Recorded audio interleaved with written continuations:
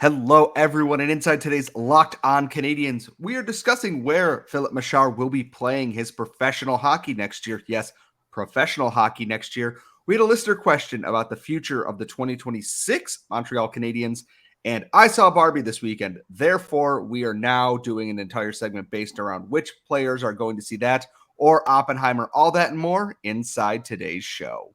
You are Locked On Canadiens, your daily podcast on the Montreal Canadiens, part of the Locked On Podcast Network, your team every day.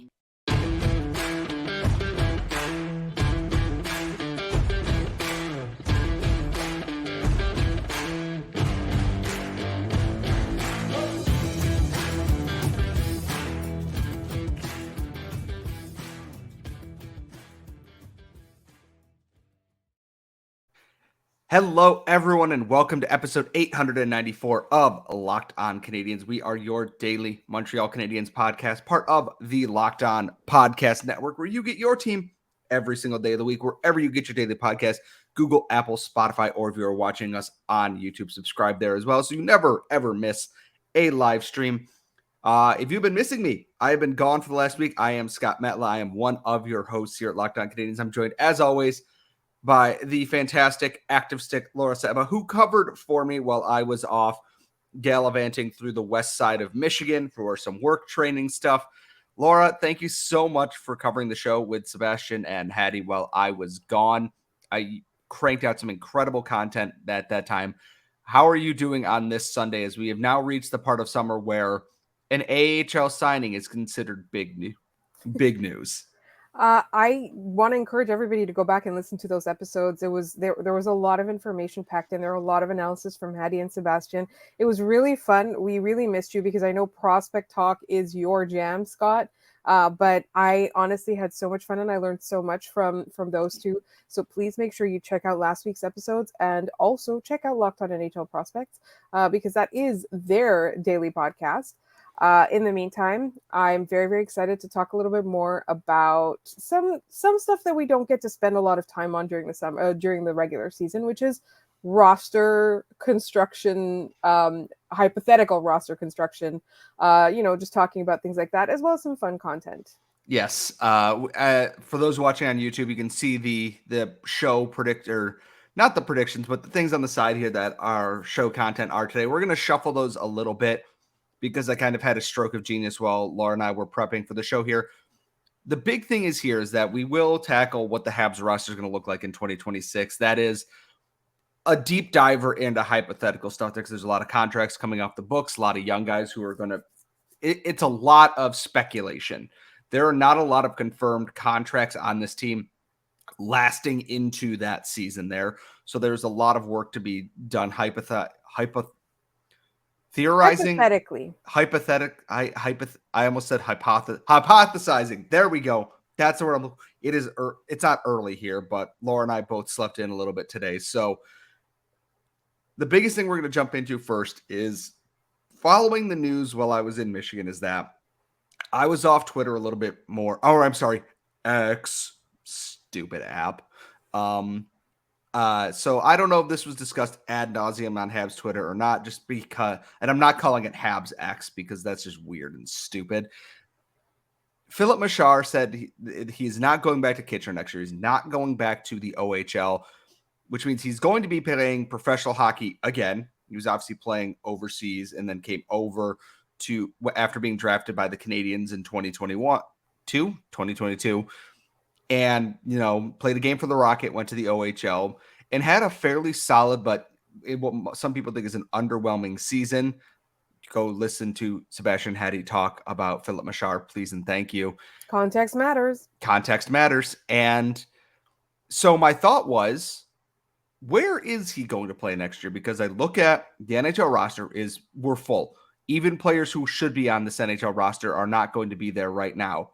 A guy like Sean Farrell, who should probably be an NHL player next year, will be starting with the Rocket. Someone like Jesse Oloinen might be starting with the Rocket, not Rafael Hartman. Some of these defensemen might be starting with the Rocket. That means the Rocket are going to be a little bit crowded too. But my thought is, and I assume what the Canadiens' preference is They want to see Filip Mesar in a Laval Rocket uniform next season. He's not going to go down to the ECHL. He's a step ahead of that. I think the AHL is the right skill level, but I wouldn't be surprised if they went, if you can find a team that will take you on before that European deadline is, when their camps and everything start, that you're going to get the same minutes you would get with the Rocket. We will not stand in your way of going to Europe for that year. And then when, that season ends, we will bring you into the fold here. Some of these other bodies, like we will talk about in that 2026 whole roster thing here, are going to be moving out. Your Hoffmans, potentially your Dvoraks, maybe your Armias if you're really lucky. And I can't help but think, I wonder if Europe is an option. And I already know that there's going to be so much panic about that, but it's not the worst choice in the world either, I think. Laura, I'm curious to what your thoughts are on that. I think if you ask me where the best place for him next season is, it is Laval. It's Laval because it's the skill level, the competition level is also important. Is better in terms of like what he needs to develop on, right? Like his talent is there, his creativity is there, all of that is there, but like he's got to learn how to play against some of the North American players. It's also so close that they can keep an eye on him a lot easier. I understand that they're scouting overseas and things like that, but he'll be closer in terms of, if they want to work with him on certain skills or things like that, like he will be right nearby. I think the big question is he actually going to be able to play minutes in Laval? What if it's, in Laval, he would have to make do with I don't know. I don't even know. Like if you want to play him long minutes and that's just not available in Laval just because of the depth that's there ahead of him, I would say then he'd probably be better off in Europe. But otherwise, I do think that the best place for him is in Laval. But I understand, like there's a logjam. There's a logjam everywhere in the Montreal Canadiens right now. Yeah, and I'm on Elite Prospects in the background right now, so like please ignore my typing here. There are 13 forwards signed to the Rocket right now, but there's a handful of these players that I think will be playing in the ECHL. I think someone like John Parker Jones, someone like Alex Olivier Voyer, maybe a Jared Davidson for a minute, potentially like a Riley McKay or a Yakov Novak are going to be going and playing in the ECHL. But there is absolutely an opportunity for Filip Mesar to jump into this lineup here. Joshua Waugh is here. For whatever reason, Riley Kidney is not listed on this roster, which is very strange to me. But the opportunity is there for him to play with other guys that he's going to move up those ranks with. So, like I said, a Joshua Waugh, a Riley Kidney. Sean Farrell will be on this roster at some point too. You're going to have a lot of these younger guys coming together. And like you said, if he is in Laval, he is in that watchful eye of the Canadiens organization. Not that he wouldn't be in Europe where they would, potentially have their scouts going in and their player development people checking in on this. But if he's playing with the Rocket, he is directly there, that we know Ken Hughes will be in the house to watch some of these games here, that we know maybe the coaches are coming in and the player development people are coming in to watch these games, and they will see him a lot more frequently or get a lot more frequent updates on that because they are in-house. And I think, honestly, the AHL is the next logical step for him. I am excited to see that potentially, not just because I watch the Rocket a lot, but they've got this very interesting mix of, they have their, their gritty veterans. They have their Gabriel Bork. They have their Brady Keeper, a guy like Riley McKay, who is very, very feisty. But they have a lot of skill on this team that they are developing a personality a lot like the one at the NHL level there. And if you put them in an environment we are all pulling the rope in the same direction here. We are not a team of one superstar. We are a team of, everyone pushing forward in the same direction. They score by committee in Laval. And I think Filip Mesar can be a great Jesse Ylönen replacement there for them in terms of their profiles a little bit. I'm very interested to see what happens. I think that he is going to the Rocket unless something absolutely else comes up otherwise. He'll be here in Buffalo, I'm sure, at that prospect tournament in September, which I am extremely excited for. Also now, as we've talked about, the future of Filip Mesar, we're going to talk about the future of the Canadiens, specifically heading into the 2026-2027 season. That is 3 years off from right now. There is a lot that it can change in that time period. We're going to talk about all that coming up next. But first, you should take your first swing at betting on Major League Baseball with FanDuel, and you'll get 10 times your amount back in bonus bets up to $200. That's right. Just bet $20 and you'll land $200 in bonus bets, win or lose. And with that $200, you can put it on everything from the money line, the over-under, to who you think is going to sock that first home run in any game. All on an app that's safe, secure, and super easy to use. And then if your bet hits, you can cash out instantly and go enjoy your hard-earned money.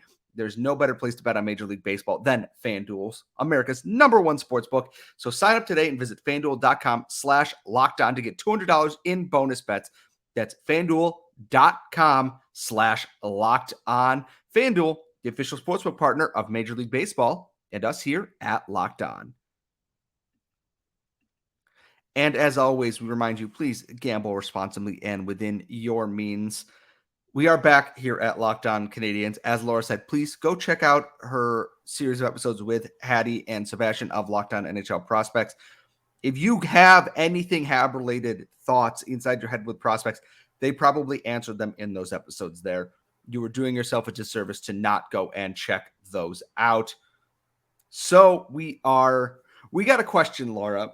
Well, I'm not even going to say vacation. Well, I was on work training for the mailbag about pardon me, what the 2026 Montreal Canadiens roster would look like. And I mean, going into the 2026-2027 season. So we figure they've got another rebuilding year this year, and then they start pushing going into next year there. My first thought is, or I guess my first question with all this before we dive into, we'll do who's on the roster, who's not on the roster kind of thing here. What do we think the expectation is? Because I think by that point, they want to be a potential contender if everything has gone to plan at that point. They want to be competing for the division title, and they want to be making deep actual playoff runs here. So the question did come in from Jordan on Twitter or X or whatever it's called now. And specifically at the end of the question was, do you think we'll win a cup with said team? Right? So we're talking 2026, like Scott and I took that to mean 2026, 2027, right? That is 3 seasons from now. So I would hope that at that point you have a contending team. I don't necessarily know if they'll have the experience to have won a cup or to be a cup contender in 3 years, but I would hope that we have a team where people are like, Montreal is going to be good. Montreal is going to be a threat in the playoffs. Like that's my expectation for the team, is not cup level yet, because there's going to be growing pains. There's going to be we're talking only 3 years from now. You look at it and 2026 sounds far away, but it's also only 3 years from now, right? And so that is when I expect some of these players to have made the team, a lot of them to have been traded for other pieces or other prospects. And to be honest, I'm expecting that the Canadiens will have quote unquote shed dead weight by then. It doesn't sound very nice. And there are some contracts coming off the books at that time.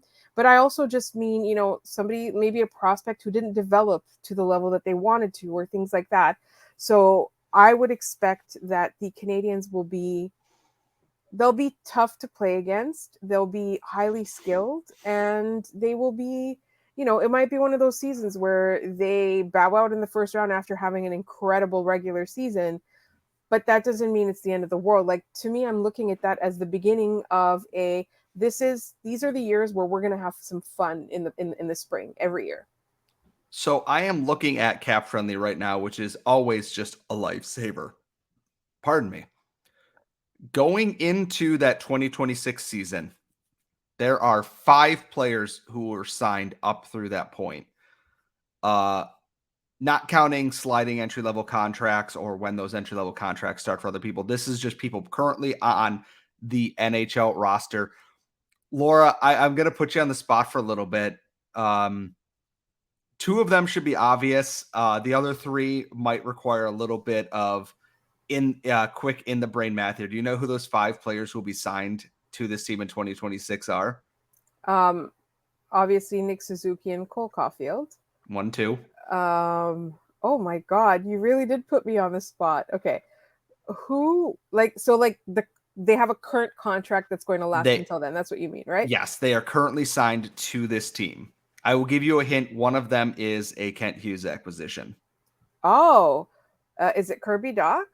It's Alex Newhook. Yes. Okay, Kirby Doc's contract ends like that off season, right? Yes, the Kirby Docs ends in the end of the 2025-2026 season. Okay. The other two players who are signed, Okay, one of them has to be Brendan Gallagher. yes. And then there's another player who was signed. Is it Brendan Gallagher-esque?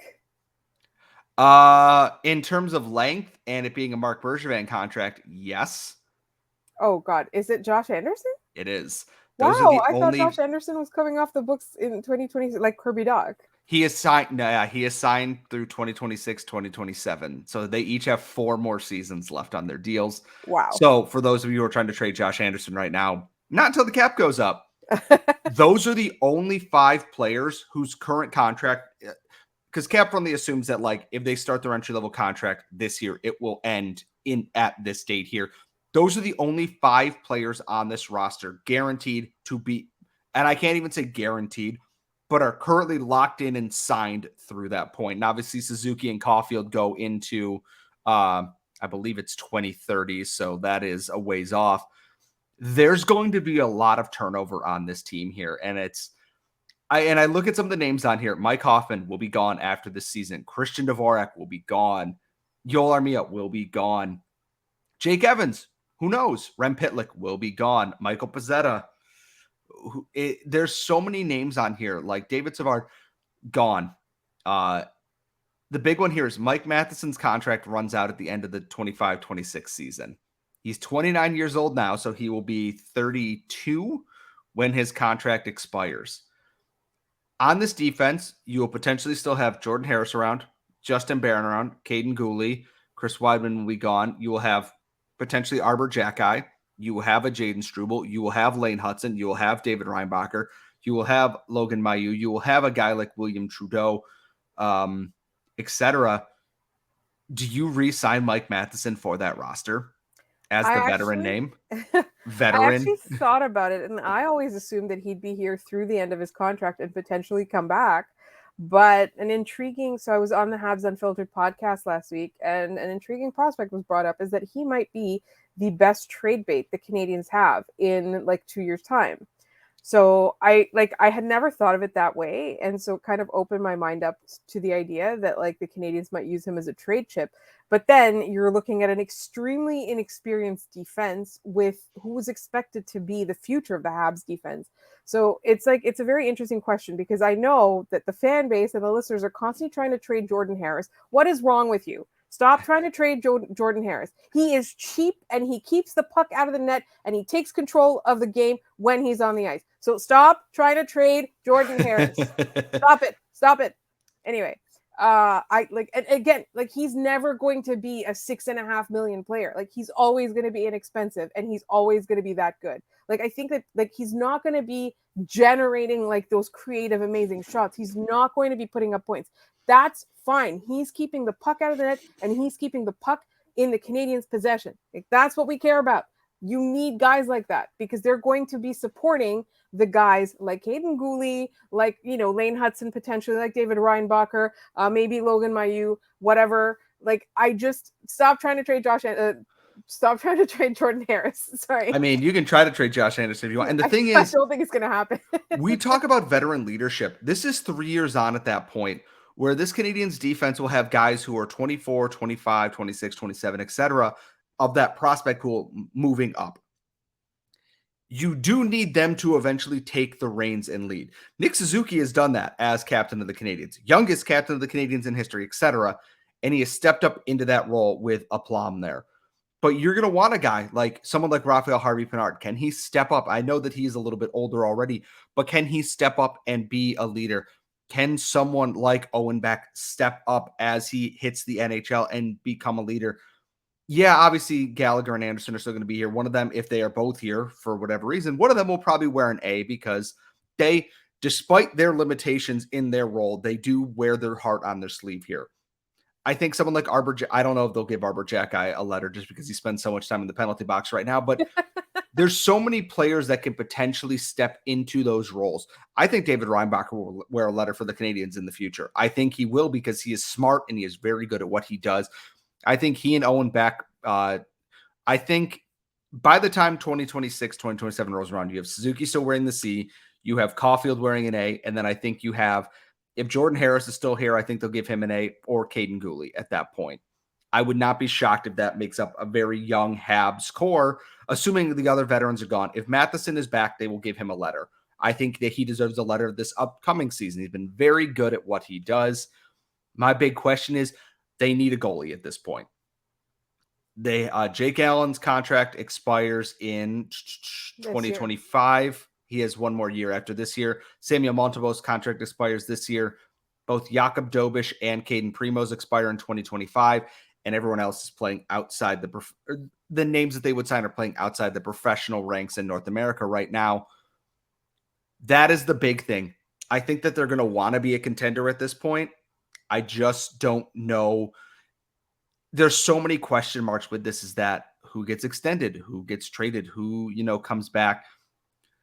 I think the plan is, if this rebuild goes the way they want it to, this is one of the years that they're making a deep, deep playoff run there. They are actually stepping in and they are making some noise in the Eastern Conference, and they are announcing their arrival in a big, big way here. Laura, did you have any parting thoughts before we move on to the final segment? No, not really. I think what I really want people to remember is that some of these prospects aren't necessarily going to pan out, and some of them are going to surprise us and be better than we expected. I mean, to me, I think Caden Gooley was one of those guys. I don't think that it's unreasonable to expect that there's going to be at least another person who's like that, because generally what happens is we overproject, we get overexcited, and they don't hit that potential. So it's not impossible that the opposite happens, and I'm just really excited for that time. But in the meantime, please stop trying to trade Jordan Harris. Yes. And now we are moving on to our final segment. We're going to have a little bit of fun on this Monday because I went and saw Barbie on Saturday, and I have to say 10 out of 10, recommend it. It is more enough than anything else that you have ever seen. We have a fun final segment to wrap the show. We're getting into that coming up next. We are back here at Locked On Canadiens. Now, if you have not been living under a rock, and if you have, good for you. It's much better under there, I'm sure. The big thing this summer has been there have been two big movies that have come out, and they came out in the same weekend, which led to a lot of people doing what has been dubbed the Barbenheimer. You go and see Barbie, and then you go and see Oppenheimer, or you see them in whatever order you want to. On the latest shutdown. What now? Or if you're like me, you see them a week apart, and I still haven't seen either one. I'm going to see Barbie this week and then Oppenheimer the following week. Carly and I decided we couldn't do Oppenheimer after seeing Barbie just because, I'm tired now.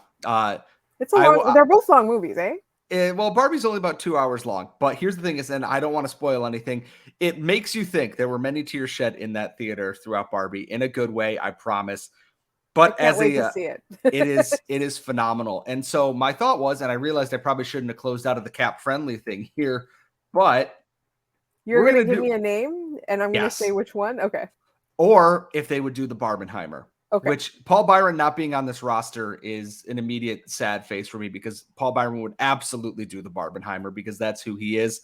Paul Byron would see Oppenheimer twice. He probably would. There are a lot of people that I think would probably see Oppenheimer more than once. Paul Byron is definitely one of them. I love the guy to death. He's such a dork, and I love him for it. So, all right. He'd see Barbie with his family. He would make it a family thing, and then he would see Oppenheimer, and then he would go see Oppenheimer again. Yes. All right. We're going to just start right with the forward group here on Cap Friendly, and we're going to start right at the top. Nick Suzuki. Nick Suzuki's going to see Barbie. You can't convince me otherwise that his girlfriend and him will not go see Barbie together. Here's the thing. I do believe that Nick Suzuki would be one of the first people to get tickets to Barbie, but I also feel like because he's so cerebral and he cares and all of that kind of stuff, he'd definitely be into Oppenheimer. He just wouldn't do a Barbenheimer. He'd prioritize Barbie and then go see Oppenheimer at a later date. My thought is, and this will just bring Cole Caulfield on this, he and Cole will go see Barbie together with whatever significant others they are bringing with them. Yes. And you absolutely know that is the case. Brendan Gallagher. Wait 1 second. I just want everybody to remember that I think it was over the weekend or late last week. They went golfing together, Nick Suzuki and Cole Caulfield, and they were wearing matching outfits. They're going to see Barbie together. There we go. All right. Brendan Gallagher. I feel like Brendan Gallagher would not want to see either of those movies in the theater because he cannot sit still for 2 hours at a time. He does have a PhD candidate girlfriend, though, or fiance now. Congratulations, Brendan Gallagher. So I feel like she would make him go and see both of these movies and make him think. My thought here is that Brendan Gallagher would be like, yeah, I can't wait to go see Oppenheimer because it has an explosion in it. And then realizing halfway through that he's like, I should have gone to see Barbie instead because I have a 5-second attention span. So, or he skips both and sees Mission Impossible, which is also actually no, that's probably dead on the money. Is that Brendan Gallagher went to go see Mission Impossible instead? Josh Anderson. Josh Anderson is a Barbie. Oh, he's such a Ken. He really is too. There's no thoughts except Mike Hoffman would go see Oppenheimer because Mike Hoffman seems to keep pretty much to himself. So like Christian Dvorak would go see Barbie. Yeah, and I think 100%. There's a very good chance he would probably go see Barbie with also Chris Weidman, Nick Suzuki, and Cole Caulfield because they're all apparently like super good bros together here. So Yoel Armia. Yoel Armia is Oppenheimer. 100%. Like that man has never laughed a day in his life. Kirby Doc. Kirby Doc would do a Barbenheimer. Yeah. I think out of everyone here, he would be one of the few people that would do an actual one-day Barbenheimer. I don't know enough about Alex Newhook to make a decision on that, so I will pass on that for now. Jake Evans. Jake Evans is absolutely Barbie. Yes. Rem Pitlick would go see Oppenheimer just so he can be more aware of like all of the Rem Pitlick is the most do you want to hear about my hybrid car / whole wheat toast that I made person. And I mean this in the least mean way possible. He would 100% go see Oppenheimer so he could raise awareness of what happened after like the nuclear tests and everything else. Yeah, 100%. Rem Pitlick is 100% Oppenheimer. Raphael Harvey Pinard. He seems Barbie to me. It's a toss-up. I can see him going either way. Michael Pizzetta. Michael Pizzetta's Oppenheimer. I think he's doing both. You think? I think he's doing a Barbenheimer because Michael Pizzetta has that kind of giddy fun side where like Barbie is right up his alley there, but also like I'm not going to say he's learned enough for that because I don't want to sound like mean, but like I think he would go see it just so he could see it too. I think he would do both, but spread out maybe over a couple of days, not in the same day like Kirby Doc would. On to defense, Michael Matheson. Michael Matheson is doing a Barbenheimer. He's also definitely going to see Barbie with his wonderful wife. There's no way that he isn't. Olympian, wonderful wife. Yes. David Savard. David Savard he seems like a very serious guy. I feel like he'd see Oppenheimer and then try to tell everybody about it. I think he's going to go see Barbie. Really? David Savard he's a teddy bear, basically, from anyone who's ever worked with him, is that he's such a very like kind soul person. Right. That I think 110% he would go see Barbie with his wife. For me, like I think he'll see Oppenheimer because he cares. Like he's that kind of person. That's why. Jordan Harris. Jordan Harris is definitely Oppenheimer. Yes. Also, his extremely talented fiance now, I believe. Mm-hmm. I think they would do both, but they would, he might see Oppenheimer with like some other people from the team, and they go and see Barbie together there. Caden Gooley. Caden Gooley is Barbie. You can't convince me otherwise. Absolutely Barbie. He looks like a California surf bro. Like he is gonna go see this movie, and everyone's gonna say hi Ken to him on the way in because look at him. Like it doesn't get almost more stereotypical than that. Jonathan Kovacevic. You know what? Him and his van lifestyle, like I feel like Oppenheimer is the kind of thing that he would go see. I was like, that might be one of the easiest ones on like the list here, is that he's gonna go see Oppenheimer, like, and then he's gonna think about it for months afterwards in his van. Yes. Jake Allen. Oh, This one's tough because I feel like he would go with his family to see Barbie, but I feel like he's like so curious about the world and things like that. So like Oppenheimer's his jam. Trick question. Jake Allen will never go see a movie. He's going to fish the entire summer and not set foot in a movie theater. Samuel Montembeau. Samuel Montalbo's Barbie, Yeah. 100%. He's got the little cherub cheeks. Like He's the vibes. yes. All right. Yuri Slavkovsky. Barbie. I think he might do both. A Barbenheimer? I think he might do a Barbenheimer. Like he's got like the goofy like kid side, but I also think like he went back to school and he did all these other things.